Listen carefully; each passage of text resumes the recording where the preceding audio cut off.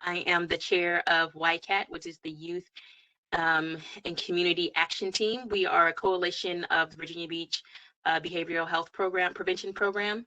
And today we're going to be talking about mental health and focusing obviously on Virginia Beach, since that's what city we focus on, and the resources available and some of the people we have today. We have Elena Scheck-Snyder, Monica Folks, and Victoria.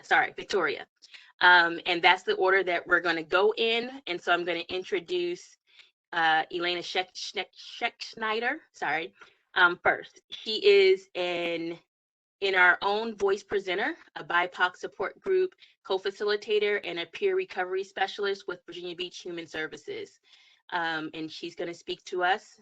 And if you have questions, you can put them in the chat box. And you're up, Elena. Thank you. Thank you guys for inviting me and inviting NAMI Coastal to be a part of this conversation. So I always like to start with introducing NAMI. Stands for the National Alliance on Mental Illness, and we are the largest grassroots mental health organization in the country. We have over 500 affiliates. We offer free programming to individuals who may be suffering with symptoms of a mental health condition, as well as educational workshops for their loved ones so they can learn about the diagnoses, and also support groups for family members who are learning to support their loved one. And so I've been volunteering with NAMI. It'll be 4 years in November. As an interim voice presenter, we go out to churches, we go to health fairs, universities, and tell our stories of recovery. And one of my favorite places to actually tell my story is in the psychiatric facility. Myself, I was diagnosed at 11 years old with generalized anxiety disorder and major depressive disorder. For the past 25 years, I've been learning to just be in a healthy space with the depression and anxiety. And over time, I was diagnosed with post-traumatic stress disorder as well as borderline personality disorder. And my last hospitalization was in 2015, and it has been quite a journey of self-awareness, of discovery, of learning what's been helpful for me in my recovery. And NAMI has been a really huge deal in my life because telling my story has been really helpful in my own recovery in terms of, reducing that stigma and shame. And so I want to share some resources. I feel like that's the most important aspect of all of this. So NAMI, again, everything is free. And so, like I mentioned, it's nationwide. So if you were to move to California next week, you would find the same sort of programming that you find here, which is really, really awesome. And so can I have the slides? Can I share the screen, please?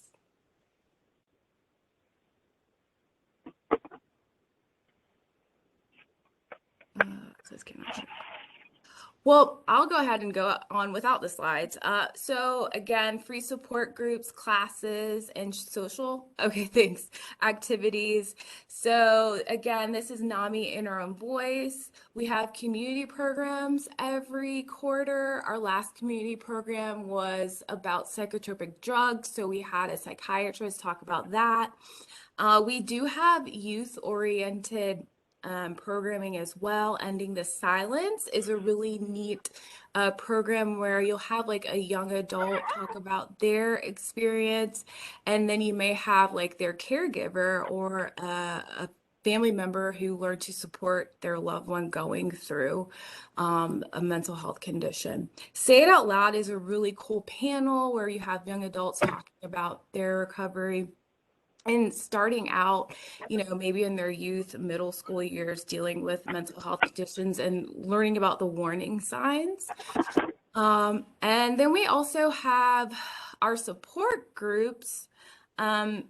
We have bowling. So bowling happens on Fridays at Lynn Haven AMF at 11 o'clock in the morning. There's a very large dedicated group of bowlers, NAMI bowlers, although a lot of people just come to check it out and have fun and chat. NAMI Walks is an amazing fundraiser that we have every single year. It's been virtual the past couple of years due to COVID, and supposedly it's supposed to be in person this time around in October. And NAMI Coastal, I believe, for the past 6 or 7 years has been the #1 grossing affiliate in Virginia, which is awesome. So our strongest program is Connections Recovery Support Group, which is a support group for people who may be experiencing symptoms of a mental health condition. And we have so many groups. COVID has really helped us grow with our groups. We have groups Tuesday, Wednesday, and Thursday, and Monday. We have 2 in-person groups. And so if you're interested, please check out our website and you'll find all the groups, NAMICoastalVirginia.org, or call our helpline at 499-2041. NAMI Coastal was amazing. COVID happened, and we had all these racial tensions going on, and they're like, hey, how about let's start like a BIPOC connection support group. So that group has been going strong since September of 2020, and it's a great space to have that conversation. When people come into group, they just feel like they can truly be themselves, which is a beautiful thing. And then I mentioned the family support group. Oh, caregivers and loved ones need the support too because they're trying to support their family member who's dealing with symptoms of a mental health condition. I apologize for talking so fast. I just want to make sure to get through all of this stuff. And educational courses. NAMI, we have Children's Challenging Behaviors, which is a 6-hour workshop offered on Saturdays, and it's facilitated by a parent who their child was experiencing some symptoms of a mental health condition, and so they're, providing this workshop. Family to Family is one of my favorites. My dad took Family to Family in 2012. I had been hospitalized for an attempt, and NAMI had a brochure. And I always say that that really helped our relationship because the class, you get a binder this thick with all the diagnoses. But I think what he took away from it was that he just needed to listen to me, and that's what I needed in terms of support. And so that really helped our communication, and it helps my recovery, and it made us grow closer. So that is pretty much it. If you have any questions, please feel free to email me or call the number. And again, please check out our website because we're always offering, more different. We have a lot of programs going on that change all the time. And that is it.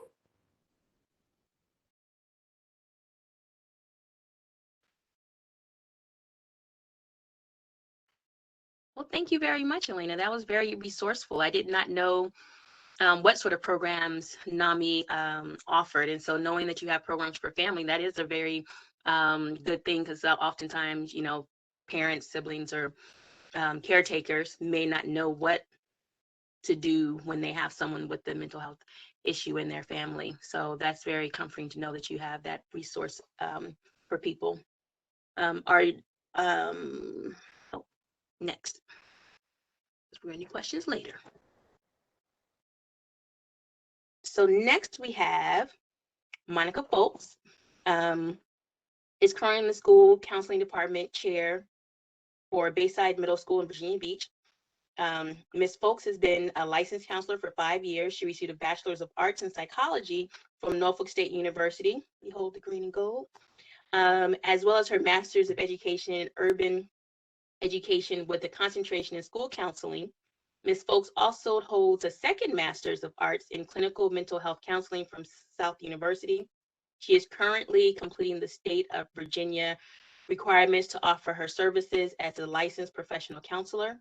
She is also the owner of Uplifting Folks Educational Consulting. I see what you did there, where she specializes in K through 12 academic support early childhood development, social, emotional development, and family engagement development. Just to name a few, Ms. Folks is a proud Bayside High School graduate and considers it an honor to serve the community as she grew up as a child. As a member of Delta Sigma Theta Sorority Incorporated, her favorite quote is leadership is a service. Ms. Folks enjoys uplifting others and working collaboratively to ensure the future success of our youth.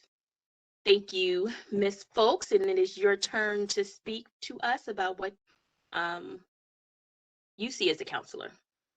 Absolutely. Good evening, everyone. Thank you for having me.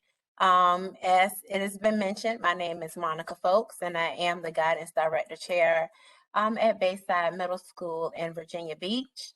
As you've heard, I am a proud product of Virginia Beach and specifically the Bayside area. I absolutely love and just feel so honored to be able to give back to really now, they're my friends' kids. To a lot of my students, I am Miss Folks, but to the majority of them, I am Aunt Monica because I've known them before they've known themselves. So, with that being said, I'm just here today to give some insight on the school counseling profession as a whole. I always make the joke that you could ask anyone in the building, or anyone for this matter, what does a school counselor do? And I guarantee you are going to get a different answer from each and every person, including the principal. And yes, I know this is being recorded. My principal gets it, but I do know that, it varies, right? Because the role of the school counselor has changed. So one of the things I do would like to take the opportunity to let you all know is that we are no longer called guidance counselors. We're school counselors. And that is because the needs of the students have changed over the years. So with that need being changed, came the need for us to change. So the amount of hours to become licensed and certified as a school counselor has changed significantly from guidance counselor. So with the guidance counselor, you kind of think of just your schedule, right? And my mom was a guidance counselor, and she also was a school counselor. So she's one of those who has served both roles. So I can speak on those from what I've seen growing up and, of course, what I was taught in school. So originally her role as a guidance counselor it was strictly kind of academics, okay? So as we all have known and we're finding out and finally just getting the memo that, hey, mental health matters, right? That social emotional piece matters. And how can we incorporate this in schools, and whose responsibility will it be to uphold that? It's not just the school counselor's responsibility, but we are certified and licensed in that area. Okay, so for example, we follow the American School Counselor Association. Virginia Beach City Public Schools has adopted their model, okay, and it's also known as ASCA. So you've probably heard of them. They're nationally known, and they are our model for our framework in which we use to support our students. And we use this model because it is comprehensive, okay, and it supports the concepts of student advocacy, systematic change, leadership, collaboration, all of the things that our students are going to need to be productive and survive in the real world on their own. Okay, so right now we're actually doing a book study with my principal, and one of the things we're talking about is a dependent learner versus an independent learner. Okay, so we're really working hard on, yes, we get the student can understand certain things, but how can we as a school and as a school system make sure that they can apply those things to real life situations? Because we hear all the time, I don't need to know that. I'm telling you, I think that to myself now when I am crunching numbers and looking at data, and I'm like, oh my goodness, I really did need to pay attention to that in math, so things of that nature. So the goals of ASCA has 35 mindsets and behaviors. for student success for ages or grades K through 12. That also includes college readiness. Okay. So those skills and attitudes that the students will need to achieve academic success is what is a part of our comprehensive program. So the standards are organized in three domains: academic, career, and social emotional development. So I'm just going to define each one of them. And for academic development, it is basically a standards guiding school counseling programs to implement strategies and activities to support and maximize each student's ability to learn. So, in layman's terms, this is something else that I talk about in professional development. It's like, oh, yeah, that sounds good, but just tell me what that means, okay? Because not only am I an educator, I'm also a parent. So, I know, especially in schools and as educators, we have so many acronyms and what does this mean and that. So, I like to keep it as everyday language, like I like to call it, as possible. So basically, it's exactly what it says. It is academic development. Okay, so we focus on and help our students and our families figure out what type of learner are you, what works best for you. Okay, so let's take, for example, we have a student who is a core student. Okay, so that means that they aren't in any advanced courses at the time. However, they get in this class and let's say they're a transfer student. So they're coming from another city to Virginia Beach. And once they get to us, we say, hey, you know what? We see a lot of potential in this student. You know, their scores are where we need them to be. And I can tell you, one of the things my principal has instilled in me is for me to always find those students, okay, that to catch them. Okay, we're going to catch them and push them and challenge them. So we'll say, hey, have anyone ever talked to you about going to advanced classes? As you know, what do you think about this AP course or things of that nature? And it is during that time we begin the academic development. And unfortunately, on the flip side, there are times where we have had students who are in courses that are a little too challenging for them. Okay. So, one of the things that I'm going to tie that into is that social emotional piece. So, you may see that type of student start to withdraw because it is a lot. It's a lot of work. The rigor is very rigorous. And we have to make sure we are identifying the students and meeting them where they are and placing them where they are so their needs are being met academically. So the next piece is definitely career development. The career development standards guide the school counseling programs to help students to understand the connection between school and the world of work. Of course, like I said, at first we were like, why do we need to learn this? You know, growing up, one of the things I could not stand was to hear a professor or even a teacher say, I already passed the 5th grade. I've already passed this course. I did not know what that meant until I became an educator. Okay. So now to my teachers who said that, and I didn't say it out loud, but I thought to myself, oh, that was mean. I understand what y'all are saying now. So career development, that is why. But I also think as a whole and with society, we have kind of gotten away from, you know, explaining whys to children. That was kind of something that, you know, you just don't do. It's because I said so. Now, as a parent, I do explain to my daughter why.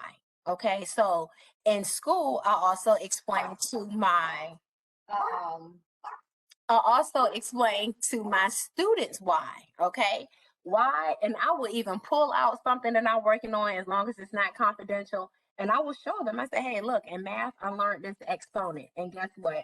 I'm using it right now to calculate your GPA. You know, I didn't think I needed to know that, however many years ago that was, but here I am in real life applying it again, okay?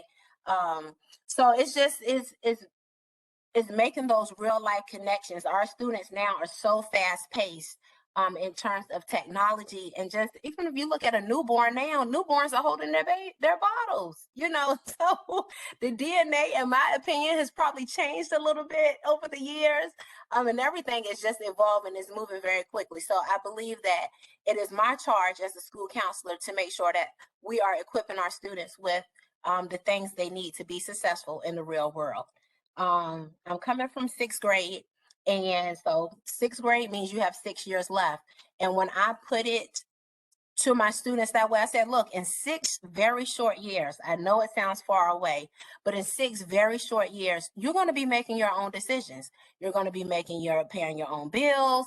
You're probably going to go to college, going to the workforce, whatever that may be, but it's going to happen in 6 years. So I will take whatever we're experiencing that day and apply it to what it would look like in real life. Because as we all know as adults now, that 6 years moves very quickly. And like I have said just now, you think back on experiences that you had as a child and while you were being molded and reared and brought up. So that's for career development. So we make plans. Okay, so we do guidance lessons once a month. Usually we start September and we end around April with the guidance lessons, and this is throughout the division. And the reason we end in April is because testing starts. So we're really getting the kids into testing mode. But we cover an array of curriculum, and career development is definitely one of them. So the last lesson we did was actually career versus a job. What is the difference between the two? So the students were very happy to hear about the work permit situation at 14 or 15, my 8th graders were. And I also enjoyed the opportunity that I had to explain to them how some careers or jobs can lead to careers. And I gave them the example of one of my closest friends. When we graduated from high school, she went straight into the workforce. Okay. So she is now going on 20 years at Walmart. She started off as a cashier and now she is a district manager, and doing very well. She can get ready to retire if she likes. And she actually is talking about real estate through Walmart. These big corporations have so many opportunities. So just making sure that my students are aware of the different things that are out there for them it's really the highlight of my job, because they're like, what? I can do that? I'm like, yeah, absolutely. Like, back in the day, as they would say, teacher, doctor, lawyer, fireman, that type of deal, which are all great, right? But now we have like space rocket engineers and anything connected to technology. I did receive an email a few weeks ago and it had like projected jobs, the go-to jobs in the next 10 years, and it had what other jobs they would be replacing. Cashiers was one of them at the top of the list. So that everything was replaced with a robot or some type of technology, not a human being. But yes, those robots will be there, but we need people to develop those programs. We need people to know how to fix the robots, because we all know they are not always together. Okay. And so again, what are your strong points? So with that career development lesson, we talked about hobbies and interests turning into a job and then possibly turning into a career. But we talk about those paths. So they do focus on the multiple pathways that are available to them. And then also the nearest and dearest to my heart is the social emotional development. So that explains it all within itself. I'm a firm believer that unless you are mentally in a good space, nothing else matters. We can sit here and crunch numbers all day long for grades and everything else. But if that student mindset or mind is not there in the classroom, they've been present, but that is about it.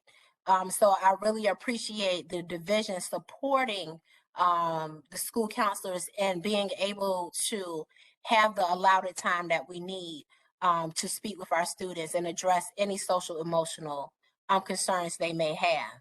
And again, these students, even in the 6 short years of my career so far, I have seen such a difference. Like, they come in and they tell me what they have. And I'm like, okay, well, what are your symptoms?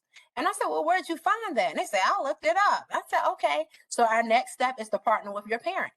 Okay. And that is, for me and my team, is a non-negotiable, because I believe in partnership. So we aren't able, I can't take you to the doctor. You know, if I could, I would, trust me. But your parent has to be on board. And I know, as a parent and someone who was raised by their parents, nobody's going to have your back like your parents. So we need to get them on board and see how, again, we can collaborate together to ensure your success and that social emotional need is being met. I'm just so proud of my students, specifically, to see their growth over the last few weeks, and just saying, hey, listen, I'm just not feeling well. I don't feel good. I don't know what I'm feeling, you know. So those open, very open conversations and transparent conversations occur a lot in the school counseling world. So I could talk all day about the things that we do. We also hold the 504 meetings, SRT meetings. I am actually in the middle of planning the Bayside Bash, which has grown. So it was an incentive program for students who basically made honor roll. You could have C's, but you couldn't have any C minuses. And you also couldn't have any discipline referrals. So we did one every quarter, and every quarter it has grown. And guess who was the lucky recipient of quarter three's coordinator? Me. So the first couple of weeks, the first quarter, I think it was probably about 300 kids, give or take. Well, right now we are at 569 children, and that is probably 75% of our school, which is great. I'm like, good. The incentives are working. The kids are doing what we've asked them to do. Everything collectively on paper is showing that it is working and is effective. So we do so many things. And we want to always let the public know, and our families, and of course, any of our partners, that we're always here to support you all. And it is way more than just academics. That social emotional piece is everything. And we're always here. If we don't have the answer, or we don't have that resource right in the building, we can definitely connect you to that resource. We're here. Just reach out to your child's school counselor. I know for Virginia Beach, any of the staff that you would like, if you, let's say your student is at Bayside Middle and you would like to contact the teacher, you would go on the school's website page, then you will go to staff, click on staff, and this is all of Virginia Beach, the staff member that you would like to send an email to is hyperlinked. So you just click on that name and it'll go straight to their email, and that's all you will have to do. Of course, you know, put the message in the body and press send, but it really is that simple, and we're really that accessible. And as you can see, we're always working and always here. So anytime you all need us or you have any questions, it's nothing too small or too big. Please do not hesitate to reach out to your school counselor at any time. Thank you, Monica. We appreciate a hometown hero coming and talking to us and spreading the resources available. So thank you for the resources and the information you provided this evening. Stick Absolutely. around because Thank we you have for having questions me. for you. And then Bayside is showing out tonight because next we have Victoria, who is a junior at Bayside High School. So Victoria, you are up next. So, like she said, my name is Victoria, and I'm a junior at Bayside High School, and I'm also a member of MYLA. So I just kind of wanted to start just talking about like what MYLA is and what we do as a group. So MYLA stands for the Mayor's Youth Leaders in Action Group, and so basically, like the program's four tenets are leadership, service, education, and representation. And when it comes down to it, basically we're like it's a group of both middle schoolers and high schoolers who just seek to do like more within the community. And we're really a youth-led group because our officers they put in a lot of input on what we choose to do with our service projects. And even as just a normal member like myself, we're allowed to just come up with our own ideas and pursue any passion projects that we may have that which is a special opportunity that really isn't provided within schools sometimes because it's kind of hard to get things launched on your own, especially if you don't have the support. But at MYLA, we do. And so some of the projects that I've been involved with, a lot of these happened before COVID because obviously with the restrictions, it was just kind of hard to get out in the community. But some highlights from actually during the pandemic, I know that we, as a group, we made like little handmade cards just saying thank you to all of the nurses and the doctors and EMTs who were working very hard at the time and still are. And I know that actually one of my family members at that hospital that we sent it to at Centera Lee, she actually received one, and she was just saying how happy they were to receive it all, and it was just like a really nice reminder of why they were doing it, and that was very sweet to hear. And that's just one of the things that we do as a group. We also go out to events like the Western Bayside Community Day, the Unity Week events that they hold at Mount Trashmore, and just many more events like that. So also, um, this past, we had a general meeting a few weeks ago, and there we've decided to focus on kind of helping at the Samaritan House here within our community. And one of the things we did as a group again was to come together and we made cards because like still with some COVID restrictions and being younger as a younger group, we actually made like little cards again for the people staying there. And we just kind of wrote like uplifting things on there, like, you're doing great, you can keep going. And I know personally, as a stressed junior right now, if anyone told me that, I might cry because it just makes my day. Things are kind of going on. And I know that sometimes when someone just reminds you that, like, you're doing great, then it just kind of gives you that little motivation you need to get through the rest of the day or the rest of the week. And I know that we got some really positive feedback from those cards that we made. And again, it's just a really sweet reminder that what we're doing is actually making a difference. And we're actually planning to extend that partnership within the community as over the summer, I believe that we're currently working on a partnership of like a workshop series between the youth that are actually living in those shelters and just kind of giving them like opportunities and information on how they can become more involved in their community. And I think it's important that they hear it from youth as well because sometimes when an adult is telling you that as like a middle or a high schooler, sometimes you're not as receptive to information because you're like, oh, they're an adult, like they know all this, all that. But I know personally, like when I was in middle school and like high schoolers were talking to me, like I gave them like the utmost respect because they're like the big kids. So I think we kind of want to be that to them. And on the note of also kind of being the big kid to younger kids in our community, we actually started the Peer Buddies program with Bayside Middle School students. And as a Bayside High School student, it was kind of really exciting because I know that those are going to be the freshmen that I'm seeing next year and kind of welcoming at like freshman orientation and things like that. So it was started by two of our senior members at the moment, and together they kind of realized that when we were middle schoolers, it was kind of really hard to talk to someone older without kind of being afraid to, or a lot of us didn't have older siblings who were already in high school. So in establishing the Peer Buddies program, we kind of became those big brothers or big sisters to those middle school students. And so what we do is we meet like bi-weekly. The schedule kind of varies, but we meet at the Williams Farm Recreation Center. And we start out with like a few just getting to know each other exercises just to kind of de-stress after school, because they head straight from school and go to the recreation center. And so what we do there is, again, we do those exercises, and we are currently like separated into groups with like one high schooler and like 3 to 5 middle schoolers. And together we're just kind of working on a passion project that they feel that, they feel good about and something that they actually want to do.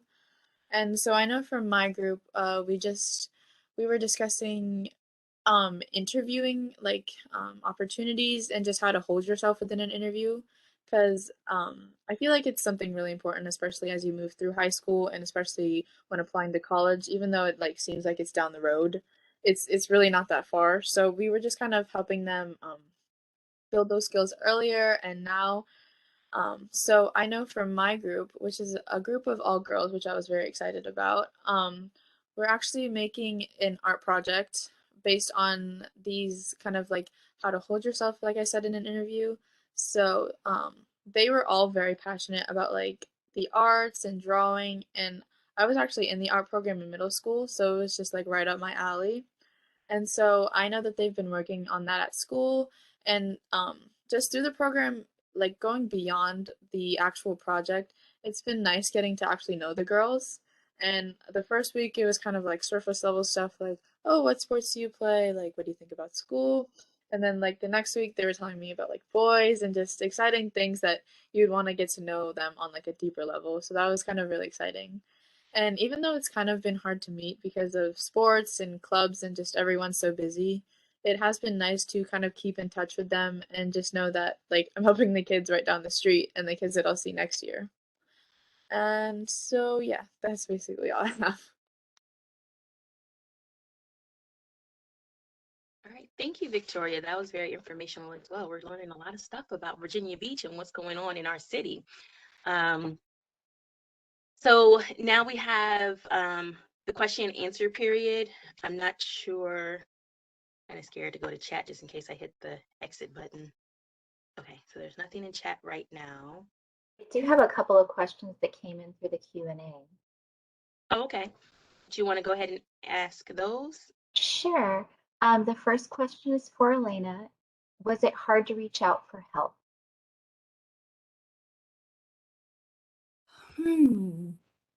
So again, my journey starts, so I'm 36. And so, was first diagnosed with a mental health condition when I was 11. And so I'm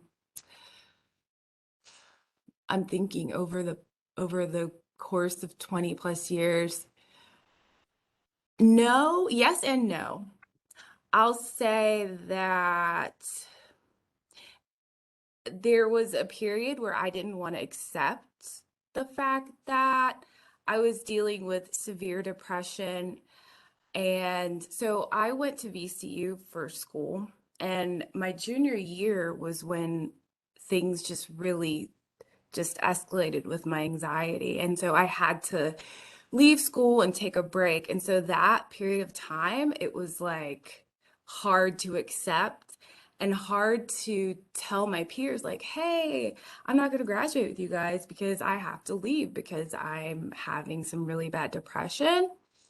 But then once I really accepted the fact that it's okay that I need medication, it's okay that I have to see a therapist, it's okay that, I'm dealing with these things, it made it easier to reach out for help. And it was difficult, I'll say, with finding a therapist that worked for me because I'd had dozens of therapists, and it wasn't until 2015 when I found a Black female therapist that I really connected to, that things really started to get better with my borderline personality disorder diagnosis. And so it's been a yes and no sort of situation, but now I see that where I'm at in terms of using my lived experience to assist others in their recovery, it's like a superpower,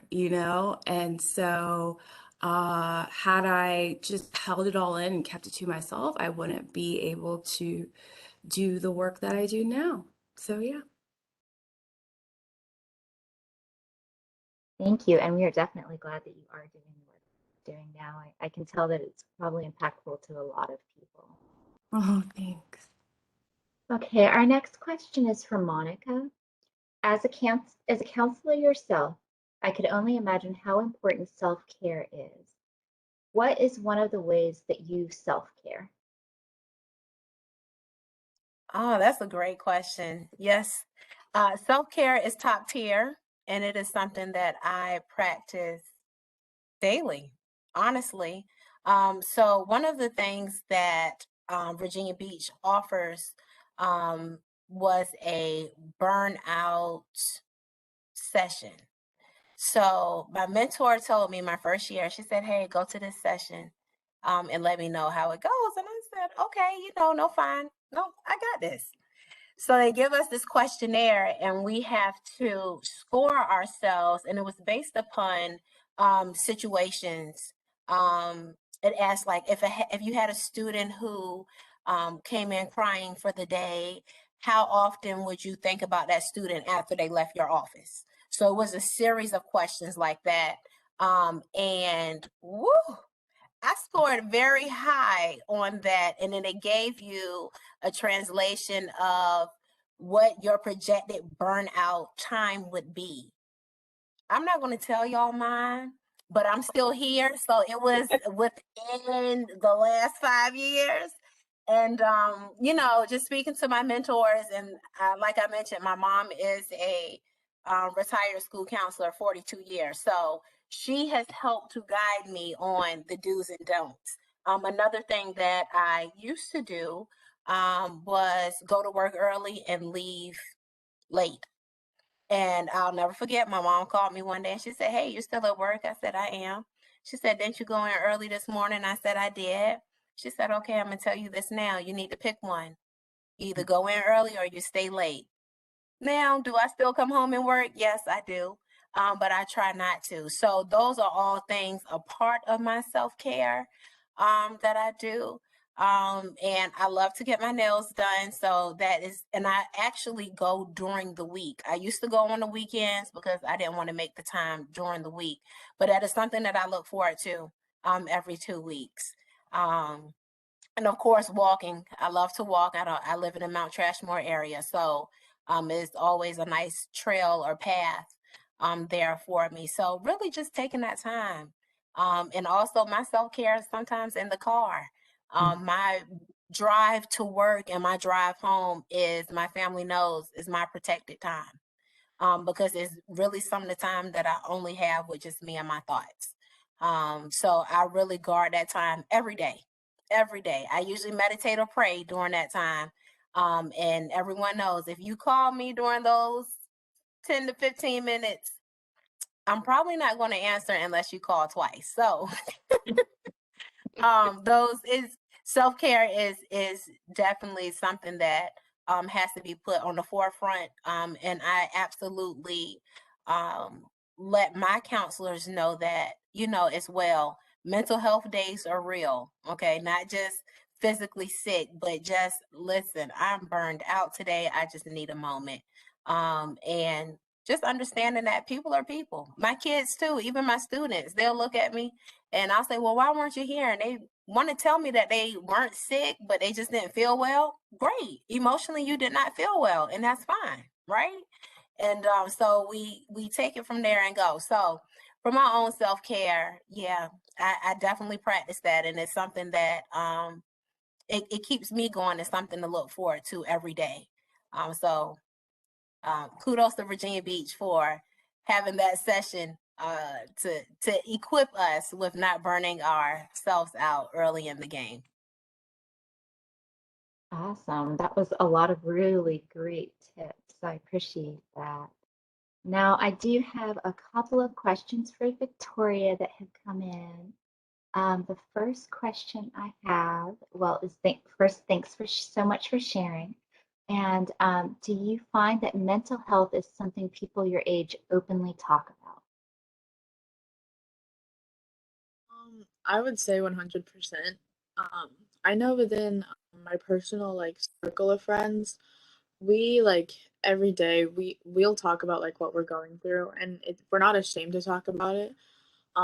And it's kind of become a topic that we can even talk to our teachers about, because a lot of my teachers now are kind of like Gen X and like millennial age. So I think they're like a little more they're like they're starting to understand like the importance of mental health a little bit more. And so a lot of my teachers, they'll actually the other week, we're in the height of AP exam season right now. So all my teachers know just how stressed they are, how stressed we are, and they are as well. And we can kind of like mutually understand that both of us just need a day. So last week, my AP Psych teacher actually just gave us a mental health day, because she was like, I can feel the tension in this room. And so she just kind of let us do, if you needed a day to like take a nap in class or like catch up on homework or any of her work, because she was like, she herself actually had a lot of personal experiences with mental health, and she's like, I know how it can just skyrocket, especially now. So yeah, I would definitely say that mental health is openly talked about, and I don't think there's really a stigma around it, because it's also talked about in school. We talk about like personality disorders, emotional, like just getting the help that you need, and especially from the counselors as well. They know that like if you just talk to your teacher before class and tell them, oh, like today is just not my day, they'll let you like just sit in the back and just kind of relax if you need to. Wow, that's really good to hear that it's something that everyone's becoming much more comfortable talking about. The second question that I have is, does your group speak to children at shelters in cities other than Virginia Beach, such as Norfolk? And if asked to do so, or if your schedule would allow? At the moment, our partnership with working with like the Virginia Beach Samaritan House, it's a little bit like new. So especially just coming off of like a lot of COVID restrictions, um, I think definitely if we're given the opportunity to, and with the summer coming up and just kind of having a little bit more free time, I think we definitely would as a group, of course with approval. But yeah, I think so. And that is all of the questions that I have in here so far. All right, so I have one question for Monica. Have you noticed any changes in the counseling department or in the needs of counseling when you talk about pre-COVID versus COVID, and I guess now when we're not really post-COVID, but less COVID-y? In terms of like how many students are coming down to the office and using the resource? Or their needs? Have their needs kind of Uh, changed due to COVID? yes. Have they changed back to pre-COVID? No, not at all. So I will say that we have experienced a lot of challenges with the lack of social skills. Um, and we're really just working on that every day, because you know that time that we were isolated, it was just you and your family. So you kind of forgot, like, hey, you know what, I kind of need to raise my hand in class, or I can't just get up and walk out and go to the restroom. You know, you're not at home anymore. We were in your home, but now you're back in ours. So there are some other rules and restrictions that, you know, have to be in place for safety reasons. So do I think I this year compared to last year, if I had to compare the 2 years so far with us being back in the building, I do see a difference in terms of kind of, I guess you would say, catching up. But what we always tell ourselves is, for instance, when I was at the sixth grade campus, when the students start in September, we essentially still get fifth graders. So when we started that first year back in the building, we got like fourth graders. Okay. Yes, they were sixth grade bodies, but they were fourth grade mindsets and behaviors and challenges that came along with that. So I can say that over the last year or two, I can definitely see the social emotional growth from when we were first trying to get everyone back in school. And even with the parents, like they kind of, you know, forgot again. We were in their house, but now the role has changed. Okay, so now that rule does apply again. You know, no, it did not apply 3 months ago or whatever the time period was. But as far as that social emotional piece and those social skills, it is definitely something that has become an division-wide incentive, not just something that the responsibility for social emotional learning that has been placed on the school counselor. That is embedded in everyone's curriculum. PE, art, you think of it, there's a social emotional component there. And we all just work collaboratively to ensure that we're, equipping the students the best that we can with what we have. But there definitely was a change. And I even gave the example to someone. Like I said, I'm a walker at Mount Trashmore. When the restrictions started to lift, I would walk early in the morning. We're out there about our business. I don't have time to speak. I'm gonna tell y'all, I was so happy to see people for the first time and that didn't live in my house. I'm like, good morning, and everybody was. And the kids were the same way, but because they're kids, they did not developmentally understand how to say, hey, I've missed you. Hey, I like your shoes. Hey, I like your hair. So instead of saying, I like your hair, they're pulling the hair. Instead of saying, I don't want to be your friend, you start rumors and gossip. And so we're just, again, teaching those skills on, okay, I understand what you're saying. And guess what? Most of the time, the kids are actually correct. It's not what you said and how your thought process. It was how you said it or what you did as the behavior. That's the issue. So just getting them to realize that, you're not back at home. Okay. So, the pajamas, everything. So we have seen quite a bit. And it's been a lot of changes because they became comfortable. Like we kind of all did. Like even my feet, I wore Crocs and slippers in my house most of the time. When I had to put my feet in some shoes last year, I was like, oh my goodness, I had to go buy something else, y'all, because I can't go out like that. So it's just been an adjustment just all the way around, physically and emotionally for everyone. So for the students as an adult, if I felt like that, and I definitely see the kids, on a daily basis, I think that I see some improvement. I can't say that. I do see some improvement, but there definitely is a lot of work left to be done. Thank you. All right, so we have time for one more question before we close out. Does anybody have any questions? You can mute yourself and ask. You can type in the chat. You can send it to the Q&A.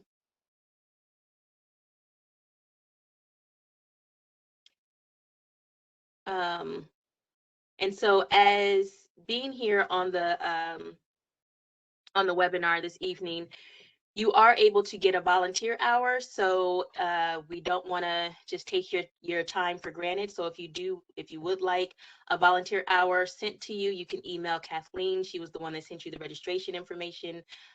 So you can email her and she will send out your certificate with the volunteer hour.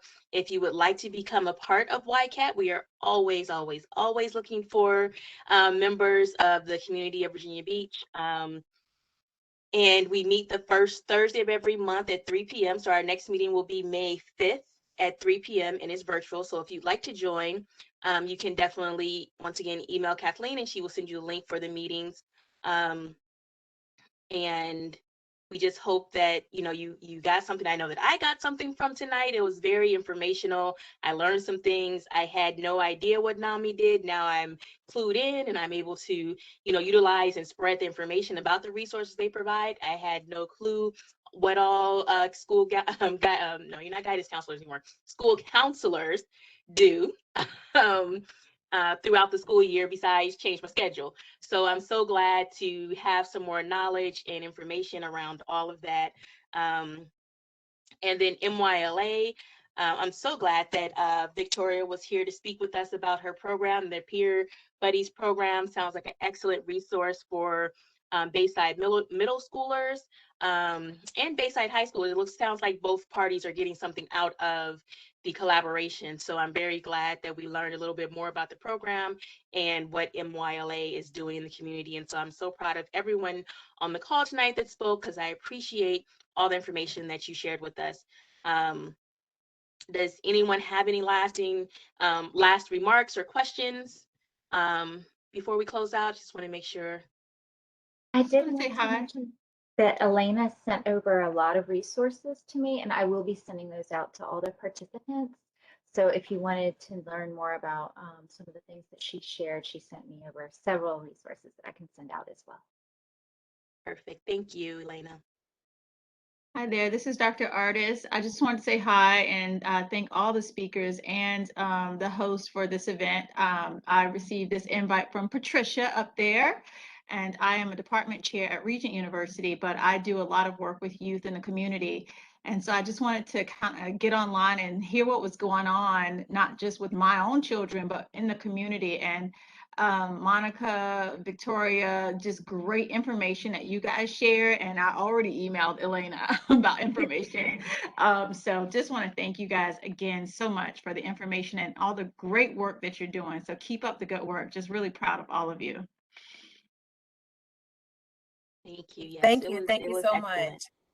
Go Thank you so Bayside. much for inviting me. And Victoria, I just want to say you're amazing. Yes, absolutely. Ditto, I'll ditto, just ditto. put that out Beaming there. like, Absolutely yeah. amazing. And it's so good to hear that the teachers and staff at schools are taking mental health wellness seriously and giving you guys, that support. That's really awesome.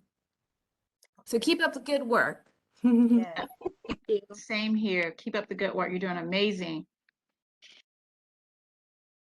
You gotta love all the love on here, right? I'm just gonna throw that out there too. You can tell folks are in the mental health, like tell others about how great they are type of field. So appreciate you guys So not only supportive. talking the talk, but walking the walk. So thank you all for sharing your time with us.